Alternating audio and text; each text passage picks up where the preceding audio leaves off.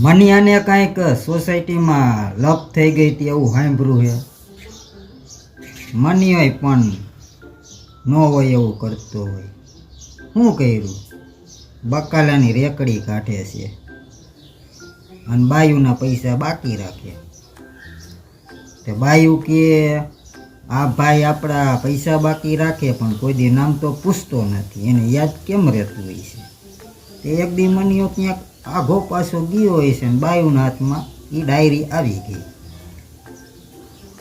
એમાં લખ્યું હતું મનિયાએ એટલે માર ખાધો. શું લખ્યું?